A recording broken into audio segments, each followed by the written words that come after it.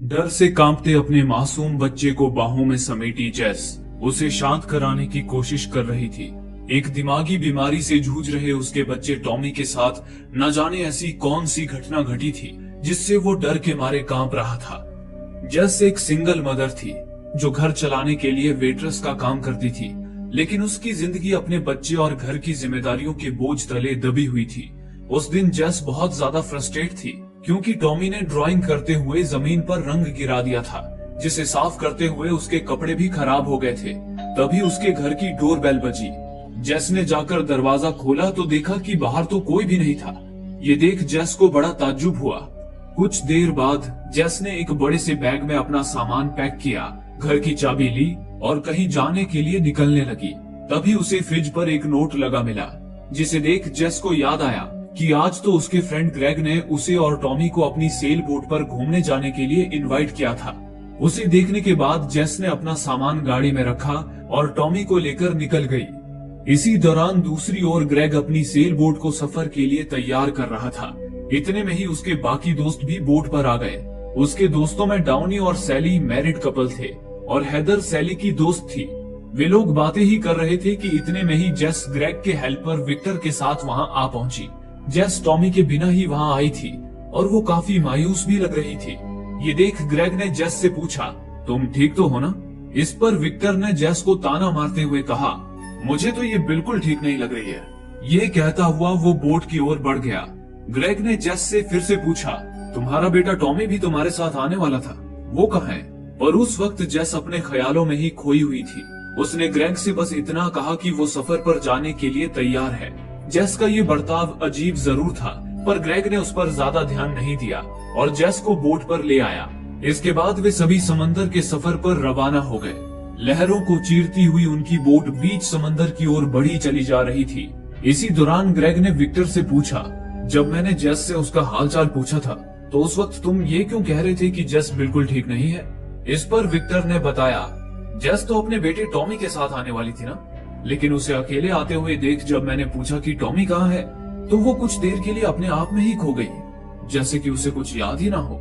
लेकिन फिर उसने कहा कि वो टॉमी को स्कूल छोड़ आई है और आज तो संडे है, भला संडे को कौन सा स्कूल खुला रहता है? इस पर ग्रेग ने कहा, जेस के बेटे टॉमी को कुछ दिमागी डिसेबिलिटीज है, इसलिए वो एक स्पेशल स्कूल में जाता है। हो सकता है वो स्कूल संडे को भी खुला रहता हो। अब वे लोग समंदर में काफी दूर निकल आए थे। तेज हवाएं उनकी बोट को सनसनाती गति से आगे बढ़ा रही थी। सब कुछ ठीक चल रहा था, लेकिन अचानक एक जगह पर आकर हवा जैसे गायब ही हो गई, जिससे उनकी बोट बीच समंदर में अटक गई। तभी अगले ही पल उन्हें उनसे थोड़ी दूर एक भयंकर समुद्री तूफान नजर आया, जो कड़कड़ाती बिजली अपने अंदर समेटे विशाल लहरों के साथ पूरी रफ्तार से उनकी ही ओर बढ़ रहा था। उस खतरे को देख ग्रेग ने सभी को लाइफ जैकेट पहनने के लिए कहा और कैबिन में आ गया। उसने फौरन कोस्ट गार्ड से संपर्क किया और उन्हें अपने सामने आ रहे तूफान के बारे में बताकर उनसे जल्द मदद भेजने को कहा। पर जवाब में कोस्ट गार्ड ने कहा कि उन्हें तो समंदर में ऐसे किसी भी तूफान के संकेत नहीं मिल रहे हैं। ये सुनकर ग्रेग दंग रह गया। उसने दोबारा कोस्ट गार्ड से मदद की गुहार लगाई, लेकिन तभी उसके ट्रांसमीटर ने दूसरी ही फ्रीक्वेंसी पकड़ ली और उसे किसी लड़की की आवाज आने लगी। वो लड़की बहुत ज्यादा डरी हुई थी और रोती हुई लगातार यही बोले जा रही थी कि मेरी मदद करो, उसने मेरे सारे दोस्तों को मार दिया है, मेरी जान भी खतरे में है, मेरी मदद करो। ये सुनकर ग्रेग ने उस लड़की से पूछा, तुम इस वक्त कहां से बात कर रही हो? लेकिन तभी कॉल डिस्कनेक्ट हो गया। इतने में ही वो तूफानी लहरें उनकी बोट से टकरा गई, जिससे उनकी बोट पलट गई और वे सभी पानी में डूबने लगे। हालांकि वक्त रहते उन्होंने लाइफ जैकेट पहन लिया था, जिससे वे डूबने से बच गए और तूफान के गुजरते ही जैसे तैसे अपनी पलटी हुई बोट के ऊपर आ गए। लेकिन बदकिस्मती से हैदर ने लाइफ जैकेट पहनने में देरी कर दी थी, जिस कारण वो पानी में डूब गई। हैदर की मौत से वे सभी सदमे में थे, लेकिन अब वे खुद भी बीच समंदर में फंसकर रह गए थे। तभी अचानक उन्हें अपनी ओर आता एक बड़ा पानी का जहाज नजर आया। उसे देख उनकी जान में जान आ गई। तभी उन्होंने देखा कि उस जहाज पर कोई शख्स खड़ा उन्हें ही घूर रहा था, पर ज्यादा दूरी होने के कारण उन्हें उसकी शक्ल दिखाई नहीं दी। वे सभी चिल्लाते हुए उससे मदद मांगने लगे। तभी वो जहाज उनके करीब आ गया, जिसके बाद वे सभी सुरक्षित उस जहाज पर चढ़ गए। जहाज पर आते ही वे जहाज के क्रूज को ढूंढने लगे, पर अजीब बात थी, कि काफी जगहें देखने और काफी आवाजें लगाने के बावजूद भी ना तो उन्हें किसी का जवाब आया और ना ही उन्हें कोई नजर आया। वहीं जेस को वो जहाज कुछ जानी पहचानी सी लग रही थी।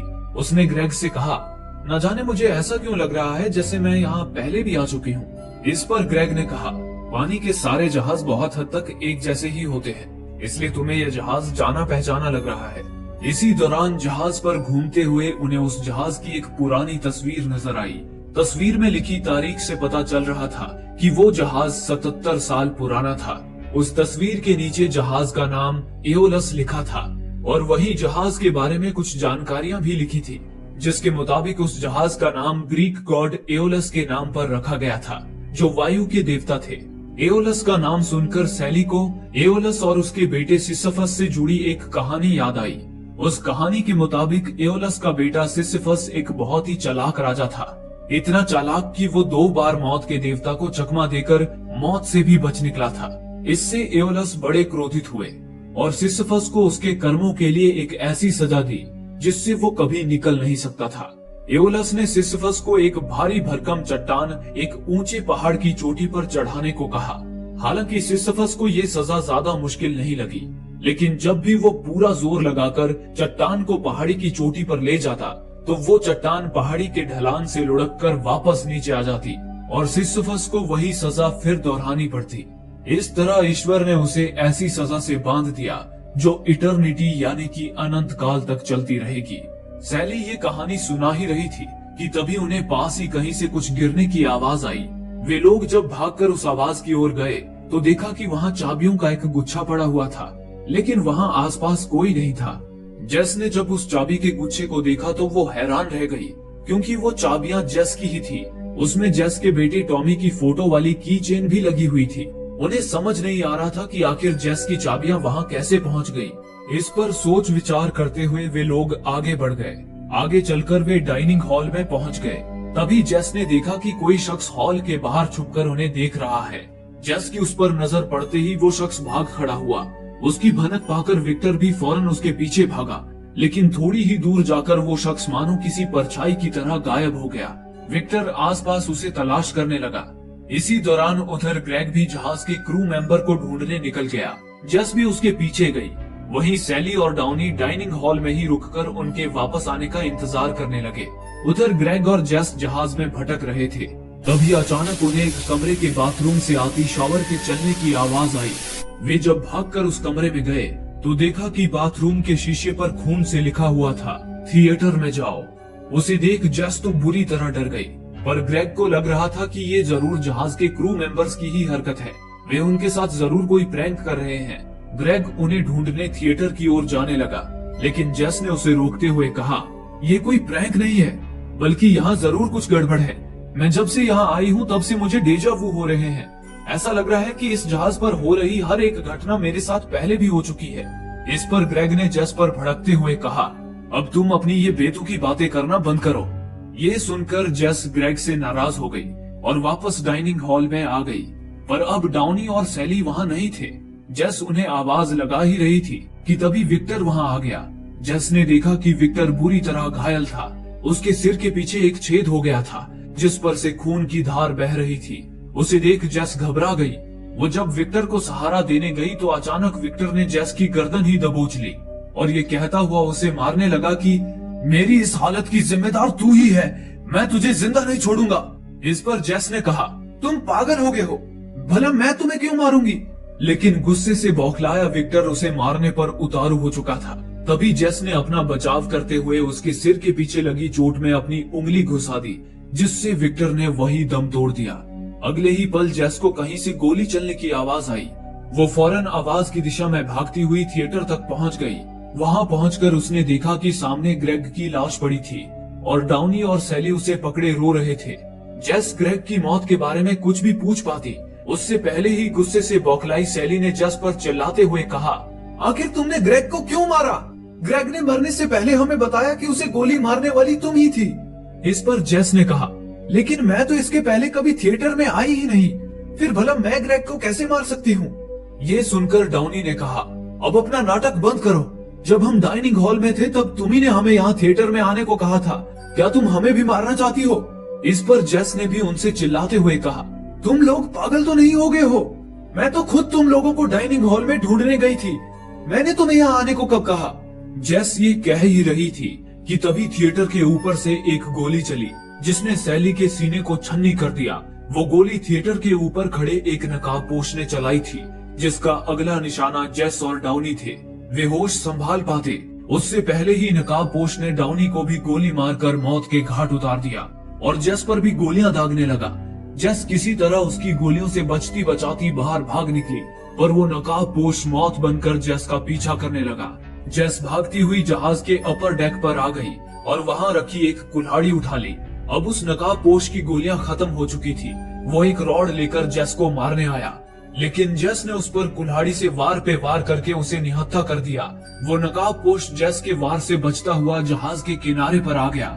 जेस ने उससे पूछा, आखिर तुम कौन हो और हमें क्यों मार रहे हो? इस पर उस नकाबपोश ने कहा, अगर तुम्हें घर लौटना है तो तुम्हें अपने दोस्तों को मारना ही होगा। लेकिन जेस को उसकी इन बातों का मतलब समझ नहीं आया। जेस ने नकाबपोश पर कुल्हाड़ी से वार किया, जिससे बचने के चक्कर में वो नकाबपोश समंदर में गिर गया। उससे छुटकारा मिलते ही जेस ने अभी राहत की सांस भरी ही थी कि तभी उसे समंदर से कुछ लोगों के चीखने की आवाजें आई।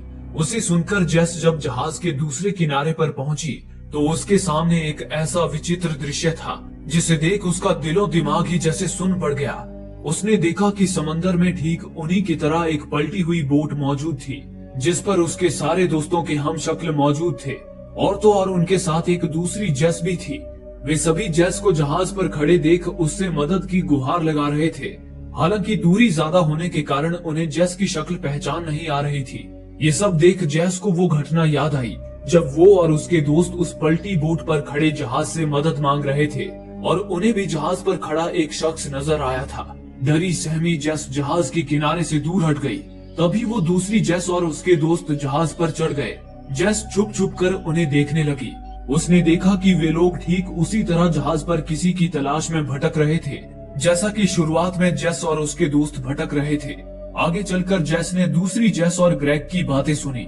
वो दूसरी जेस भी जहाज को देख ग्रेग से यही कह रही थी कि उसे डेजा वू हो रहे हैं। लग रहा है जैसे उसके साथ वो सब पहले भी हो चुका है, लेकिन ग्रेग उसकी बातों पर यकीन नहीं कर रहा था।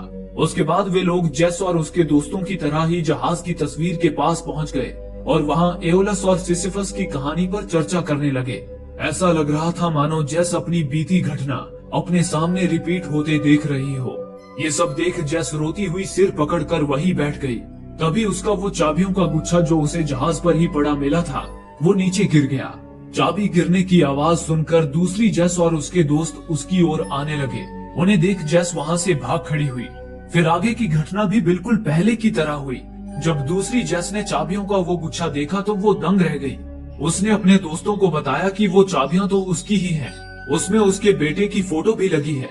उसके बाद वो दूसरी जेस और उसके दोस्त डाइनिंग हॉल में पहुंच गए। जेस हॉल के बाहर से उन्हें छुपकर देखने लगी। तभी उस दूसरी जेस ने जेस की एक झलक देखी। उसे देखते ही जेस वहां से भाग निकली। उस दूसरी जेस ने अपने दोस्तों को जब बताया कि उसने किसी शख्स को वहां से भागते देखा है तो विक्टर उसे ढूंढने निकल पड़ा। तब तक जेस जहाज के ऊपरी डेक पर आ चुकी थी। तभी जेस को पानी में तैरती हुई डाउनी की लाश नजर आई, जिसे सीगल्स नोच नोच के खा रहे थे। ये वही डाउनी था जिसे उस नकाबपोश ने गोली मारी थी। जेस इस सोच में पड़ गई कि आखिर डाउनी की लाश को समंदर में किसने फेंक दिया। तभी विक्टर वहां आ पहुंचा। विक्टर जेस को वहां देखकर चौंक गया। उसने कहा, तुम इतनी जल्दी डाइनिंग हॉल से यहाँ कैसे पहुंच गई? इस पर जेस ने उसे समझाते हुए कहा, डाइनिंग हॉल में जो ग्रेग, डाउनी और सैली हैं, वो सब असली नहीं है बल्कि डुप्लीकेट्स हैं। और तो और वहाँ मेरी भी एक डुप्लीकेट है। असली ग्रेग, डाउनी और सैली तो मर चुके हैं। लेकिन विक्टर जेस की इन बातों पर यकीन करना तो दूर, उल्टा उसे पागल कहने लगा। इस पर जेस सबूत के तौर पर उसे डाउनी की लाश दिखाने ले गई, लेकिन तब तक डाउनी की लाश समंदर में डूब चुकी थी। विक्टर जेस का मजाक उड़ाता हुआ वहां से जाने लगा। तभी जेस ने उसे रोकते हुए दीवार की ओर धक्का दिया और उसे अपनी बात समझाने की कोशिश करने लगी। पर उस दीवार पर एक धारदार मोटी कील लगी हुई थी जो विक्टर के गर्दन के पीछे धंस गई। विक्टर ने जब उस कील से अपना सिर निकाला तो उसके सिर के पीछे से खून का जैसे फव्वारा फूट पड़ा। उसे देख जेस डर के मारे वहां से भाग खड़ी हुई। खून से लथपथ विक्टर जेस का पीछा करने लगा। जेस उससे भागती हुई शिप के सिक्योरिटी लॉकर में आकर छुप गई। तभी उसने देखा कि वहाँ कुछ पर्चियों के ढेर पड़े हुए थे। उन सारी पर्चियों में बस यही लिखा हुआ था कि जैसे ही वो सब जहाज पर आए उन्हें मार देना। तभी जेस ने गौर किया कि वो हैंडराइटिंग तो उसी की थी। उसने पास ही रखा एक नोटपैड उठाया और उसमें ठीक वही सेंटेंस लिखकर देखा। उन सारी पर्चियों में लिखे सेंटेंस उसकी हैंडराइटिंग से बिल्कुल मैच हो रहे थे। उन पर्चियों के ढेर और अब तक रिपीट हो रही सारी घटनाओं को देखकर जेस को एक बात तो समझ आ गई कि उस शिप पर जो घटनाएं घट रही थी वो सिर्फ इस बार नहीं, पहले भी कई बार हो चुकी थी। जेस एक टाइम लूप में फंस चुकी थी, जहां जब भी उसके सारे दोस्त मर जाते थे तब टाइम लूप फिर से शुरू हो जाता था और एक नई जेस और उसके सारे दोस्त उस पलटी हुई बोट से वापस जहाज पर आ जाते थे और फिर बार बार एक ही घटना को दोहराते थे। इसी तरह टाइम लूप का ये साइकिल न जाने कितने समय से बार बार चला आ रहा था, जिस कारण वहाँ इतनी सारी पर्चियों का ढेर जमा हो गया था। तभी जेस ने देखा कि उस कमरे में ठीक उसी तरह की बंदूकें और कपड़े रखे हुए थे जैसा कि उस नकाबपोश ने पहना था। उसे देख जेस को समझ आ गया कि उसने जिस नकाबपोश को मारा था वो कोई और नहीं बल्कि वो खुद जेस ही थी। अब तक हुई इन सारी घटनाओं से जेस का जैसे सिर घूमने लगा। उसके दिमाग में बार बार नकाबपोश की कही बात गूंजने लगी कि अगर तुम्हें घर लौटना है तो तुम्हें अपने दोस्तों को मारना ही होगा। अगर वो जहाज पर आए तो उन्हें मार दो। ये बात उसके दिलो दिमाग पर हावी होने लगी। एक पल को तो पागलपन में उसने बंदूक उठा ली और नकाबपोश बनकर घर लौटने की चाहत में अपने दोस्तों को मारने के बारे में सोचने लगी। लेकिन फिर जेस ने किसी तरह खुद पर काबू कर लिया। इस बार उसने ठान लिया कि बाकी जेस की तरह वो अपने दोस्तों को नहीं मारेगी, जिससे टाइम लूप का पैटर्न बदल जाएगा और वो अपने दोस्तों के साथ शिप से निकल जाएगी। जेस ने सिक्योरिटी लॉकर से एक बंदूक उठा ली और डाइनिंग हॉल की तरफ चली आई। उसने देखा कि वो नई जेस डाउनी और सैली को ढूंढती हुई डाइनिंग हॉल में आ चुकी थी। इतने में ही जख्मी विक्टर भी वहां आ गया। ये वही घटना थी जब वो नई जेस विक्टर को घायल देख उसकी मदद करने आएगी, लेकिन विक्टर जेस को मारने लगेगा और जेस उसके घाव को कुरेद कर उसे ही मार देगी। पर इस बार वो नई जेस विक्टर के पास जाती उससे पहले ही जेस उनके बीच आ गई और उस नई जेस पर बंदूक तान दी। वो नई जेस अपनी डुप्लीकेट को देख डर के मारे वहाँ से भाग गई। विक्टर की जान बचाकर जेस को यकीन हो गया कि अब बाकी लोग भी बच जाएंगे, लेकिन इतने में ही उसे थिएटर से गोली चलाने की आवाज आई। जेस विक्टर को एक कोने में बिठाकर फौरन थिएटर पहुंच गई। तभी उसने देखा कि थिएटर में तो एक और नकाबपोश मौजूद था जिसने ग्रेग को मौत के घाट उतार दिया था और अब उसका अगला निशाना सैली थी। उस नकाबपोश ने जैसे ही सैली पर गोली चलाई, जेस ने उसे वहां से धक्का देकर बचा लिया और उस नकाबपोश पर ही गोली दाग दी। लेकिन उसकी गोली नकाबपोश के सिर को छूकर निकल गई और वो लहूलुहान हो गया। मौका पाकर जेस डाउनी और सैली को लेकर वहां से भाग निकली। जेस ने डाउनी और सैली को भी बताया कि वे लोग टाइम लूप में फंसे हुए हैं, लेकिन वे टाइम लूप का पैटर्न बदलकर वहां से निकल सकते हैं। ये बताकर जेस ने उन्हें अपनी बंदूक थमा दी और आगे कहा, मैं विक्टर को लेने जा रही हूँ। हम विक्टर को लेकर शिप से निकल जाएंगे, लेकिन तब तक तुम लोग यहीं रहना और किसी पर भी भरोसा मत करना। अगर कोई भी तुम्हारे पास आए तो उसे शूट कर देना। ये बताकर जेस डाइनिंग हॉल में विक्टर को लेने आई, पर अब विक्टर वहाँ से गायब हो चुका था। तभी जेस को फर्श पर खून के निशान दिखे जो आगे शिप के किनारे तक गए हुए थे। जेस समझ गई कि किसी ने विक्टर को मारकर उसकी लाश समंदर में फेंक दी है। इसी दौरान जेस को धड़ाधड़ चलती गोलियों की आवाज आई। वो फौरन उस आवाज की दिशा में भागने लगी। वो गोलियां डाउनी ने चलाई थी क्योंकि उसे गलियारे के मोड़ पर किसी के छुपे होने की भनक लग गई थी। वो और कोई नहीं बल्कि वही नकाबपोश कातिल था। वो नकाबपोश समझ चुका था कि जब तक डाउनी के पास बंदूक है वो उसे मारने उसके करीब भी नहीं जा सकता। तभी उस नकाबपोश ने अपना नकाब उतारा। वो नकाबपोश और कोई नहीं, जेस की ही एक और डुप्लीकेट थी। वो नकाबपोश जेस डाउनी और सैली के पास आ गई। डाउनी और सैली उसे ही असली जेस समझ बैठे। नकाबपोश जेस उन्हें लेकर एक कमरे में आ गई। डाउनी नकाबपोश जेस से उन्हें वहां लाने की वजह पूछ ही रहा था कि तभी नकाबपोश जेस ने अपने बैग से एक चाकू निकाला और एक ही वार में डाउनी की गर्दन चीर डाली। ये देख सैली उसे बचाने आई, पर नकाबपोश जेस ने उसके भी पेट पर चाकू भोंक दिया। उसके बाद नकाबपोश जेस डाउनी पर चाकू गोद गोद कर उसे मौत के घाट उतारने लगी। इसी बीच मौका पाकर सैली घिसटती हुई दरवाजे से बाहर निकल आई। सैली और डाउनी की चीख पुकार सुनकर जेस भी वहां पहुंच गई। पर नकाबपोश जेस से धोखा खा चुकी सैली को जेस से भी खतरा महसूस होने लगा। वो जेस को देख डर के मारे वहाँ से भागने लगी। सैली भागती हुई जहाज के कम्युनिकेशन रूम में पहुँच गई। वहीं उसने ट्रांसमीटर पर कोस्ट गार्ड से मदद के लिए संपर्क किया और रोते हुए कहा, मेरी मदद करो, उसने मेरे सारे दोस्तों को मार दिया है, वो मुझे भी जिंदा नहीं छोड़ेगी। तभी दूसरी ओर से आवाज आई, तुम इस वक्त कहाँ से बात कर रही हो? वो आवाज किसी और की नहीं बल्कि ग्रेग की ही थी। ये वही घटना थी जब शुरुआत में तूफान उनकी बोट के करीब आ रहा था और ग्रेग मदद के लिए कोस्ट गार्ड से संपर्क कर रहा था। लेकिन तभी उसे एक रोती हुई लड़की की आवाज सुनाई देने लगी थी। वो आवाज असल में सैली की ही थी। इतने में ही जेस को वहां आते देख सैली अपर डेक पर चली गई। जेस भी जब उसका पीछा करती हुई अपर डेक पर पहुंची तो देखा कि उसके सामने ढेरों सैली की लाशें पड़ी थी, जिसे सीगल्स नोच नोच कर खा रहे थे। वे सब भी पेट पर चाकू घोंपे जाने की वजह से ही मरे थे।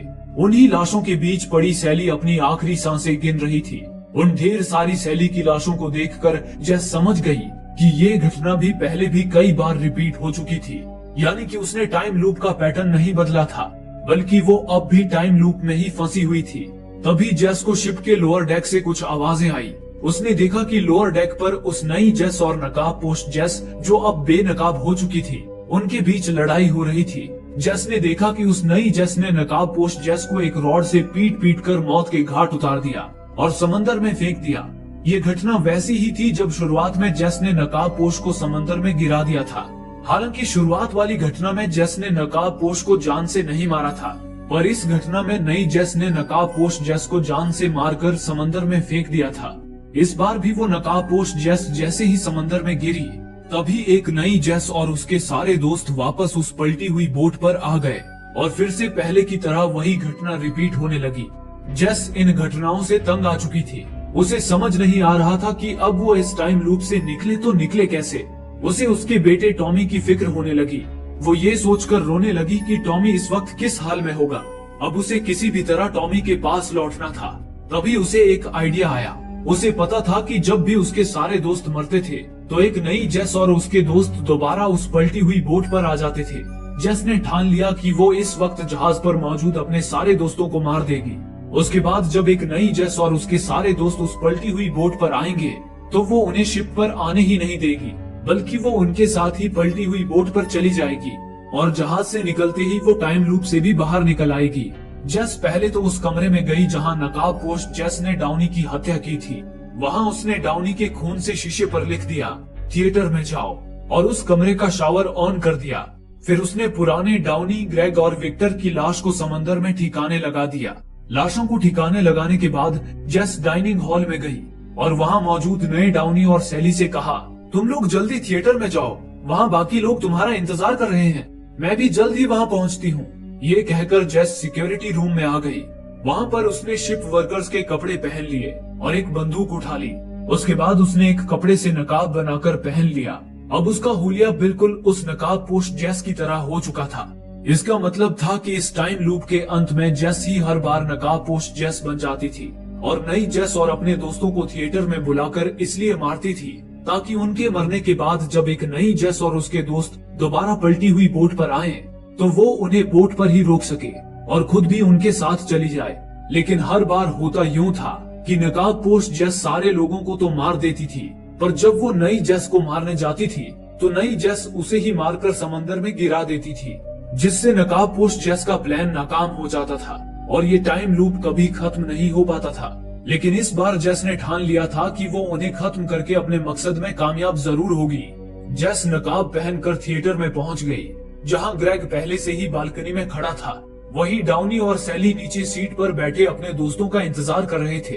तभी जेस ने ग्रेग पर अपनी बंदूक तान दी, लेकिन ग्रेग ने जेस की सैंडल देखकर उसे पहचान लिया। ग्रेग जेस से कुछ भी कह पाता उससे पहले ही जेस ने उसे गोली मार दी और वो सीधा नीचे डाउनी और सैली के पास गिर पड़ा। ग्रेग ने दम तोड़ने से पहले डाउनी और सैली को बताया कि उसे जेस ने मारा है। इतने में ही हर बार की तरह नई जेस वहां पहुंच गई और उन तीनों के बीच बहस होने लगी। तभी जेस ने डाउनी और सैली को भी मौत के घाट उतार दिया और नई जेस को मारने उसके पीछे लग गई। लेकिन हर बार की तरह इस बार भी नई जेस ने कुल्हाड़ी उठा ली और जेस पर हमला करके उसे निहत्था कर दिया। जेस उससे बचती हुई जहाज के किनारे पर आ गई और नई जेस से कहा, अगर तुम घर लौटना चाहती हो तो तुम्हें अपने दोस्तों को मारना ही होगा। इतना सुनते ही नई जेस ने जेस पर कुल्हाड़ी से वार किया, जिससे बचने के चक्कर में वो समंदर में जा गिरी। कुछ समय बाद जेस की जब आंखें खुली तो उसने खुद को समंदर के किनारे पाया। खुद को टाइम लूप से बाहर पाकर जेस की खुशी का ठिकाना ना रहा। वो उठ खड़ी हुई और जैसे तैसे वहाँ से निकलकर अपने घर पहुँच गई। घर पहुँचकर उसने खिड़की से अंदर झांक कर देखा, उसका बेटा टॉमी अंदर बैठा ड्राइंग कर रहा था। अपने बेटे को देख जेस के कलेजे को ठंडक मिल गई। लेकिन तभी जेस को एक आवाज सुनाई दी। वो आवाज एक दूसरी जेस की थी। दरअसल जेस अपने पास्ट में आ चुकी थी। ये वक्त आज ही की सुबह का था, जब जेस ग्रेग की बोट पर जाने के लिए निकलने वाली थी। जेस ने देखा कि हर रोज की तरह वो आज भी अपने बीमार बेटे टॉमी और घर की जिम्मेदारियों के कारण फ्रस्ट्रेशन में थी। इसी फ्रस्ट्रेशन में वो हमेशा टॉमी की छोटी छोटी गलतियों पर उसे मारती पीटती रहती थी। वो बस एक दिन के लिए इन जिम्मेदारियों से मुक्त होना चाहती थी। इसलिए उसने ग्रेग के साथ बोट पर समुद्री सफर पर जाने का प्लान किया था। जेस खिड़की से वो सब देख ही रही थी कि तभी टॉमी की नजर जेस पर पड़ गई, जिससे टॉमी चौंक गया और उससे गलती से रंग जमीन पर गिर गया। इतने में ही पास्ट वाली जेस वहाँ आई और रंग जमीन पर बिखरा देख गुस्से में टॉमी को एक जोर का तमाचा जड़ दिया। टॉमी रोता हुआ दूसरे कमरे में चला गया। इसके बाद पास्ट वाली जेस टॉमी को बुरा भला कहती हुई जमीन पर फैले रंग को साफ करने लगी। तभी वो रंग उसके कपड़े में लग गया, जिससे वो और ज्यादा फ्रस्ट्रेट हो गई। ये सब देख बाहर खड़ी जेस को एहसास हुआ कि वो पहले मासूम टॉमी के साथ कितना बुरा सुलूक करती थी। जेस ने ठान लिया कि वो उस पास्ट वाली जेस को ही खत्म कर देगी और टॉमी को लेकर कहीं दूर निकल जाएगी। उसने घर की डोर बेल बजाई और स्टोर रूम की तरफ चली गई। फिर वही हुआ जो कहानी की शुरुआत में हुआ था। डोरबेल की आवाज सुनकर पास्ट वाली जेस बाहर आई, पर बाहर किसी को ना पाकर वो सोच में पड़ गई। लेकिन फिर वो वापस अंदर चली गई। इतने में ही जेस स्टोर रूम से एक हथौड़ा लेकर पीछे के दरवाजे से घर में घुसी और पास्ट वाली जेस को हथौड़े से पीट पीट कर उसकी हत्या कर दी।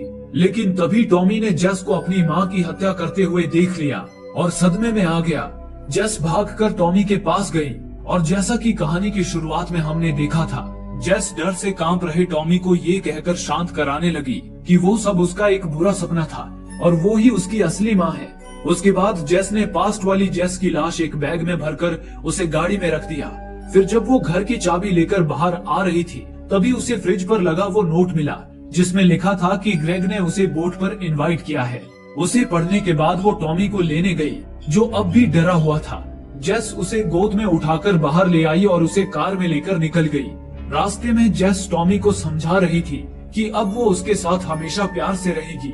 तभी उसकी कार से एक पक्षी आ टकराया। जेस ने फौरन कार रोक दी। उसने उस मरे हुए पक्षी को सड़क से उठाकर साइड में फेंक दिया। तभी उसने देखा कि उस जगह पर तो ठीक उसी तरह के कई और पक्षियों की लाशें पड़ी थी। उसे देख जेस को समझ आ गया कि जहाज से आने के बाद भी वो टाइम लूप से बाहर नहीं निकली थी, बल्कि ये सारी घटनाएं भी कई बार रिपीट हो चुकी थी। इसलिए वहाँ पक्षियों की लाशों का ढेर लगा था। ये समझ आते ही जेस घबराकर वापस कार में आ गई और कार स्टार्ट करके फौरन वहाँ से निकल गई। तभी कार की विंडशील्ड पर पक्षी का खून देखकर टॉमी रोने लगा। उसे शांत कराने की कोशिश में जेस का ध्यान सड़क से हट गया और उसकी कार सामने से आ रही एक ट्रक से जा टकराई। उस भयंकर एक्सीडेंट में जेस और टॉमी दोनों की ही मौत हो गई। लेकिन आश्चर्य की बात थी, सड़क पर टॉमी के साथ पास्ट वाली जेस की लाश पड़ी थी और उस घटना स्थल से थोड़ी दूरी पर जेस सदमे में खड़ी उन्हें देख रही थी। अपनी और टॉमी की लाश को देख जेस को एहसास हो गया कि वो मर चुकी है और आत्माओं की दुनिया में है। जेस ने टॉमी के साथ बुरा सुलूक किया था और उसकी लापरवाही की वजह से ही टॉमी की जान गई थी। इसलिए उसकी आत्मा को आफ्टर लाइफ में सजा मिल रही थी। जेस को भी वही सजा मिली थी जो एक समय सिसिफस को मिली थी, एक कभी न खत्म होने वाली सजा। जेस एक दिन के लिए टॉमी की जिम्मेदारियों से दूर जाना चाहती थी, इसलिए उसे जहाज पर एहसास कराया जाता था कि वो टॉमी के पास कभी नहीं लौट सकती, ताकि उसे टॉमी की इम्पोर्टेंस समझ आए। फिर जब वो जहाज से बाहर निकलती थी तो उसे दिखाया जाता था कि वो टॉमी के साथ कितना बुरा सुलूक करती थी। साथ ही उसे बार बार टॉमी की मौत दिखाकर तड़पाया जाता था। जेस टॉमी की लाश देख रो रही थी। तभी एक टैक्सी ड्राइवर जेस के पास आया। वो टैक्सी ड्राइवर एक फेरीमैन था जो आत्माओं को उनकी सही जगह पर पहुंचाता था। वो जेस को लेकर उसी सी पोर्ट पर आ गया जहां ग्रेग अपने दोस्तों के साथ समुद्री सफर पर जाने की तैयारी कर रहा था।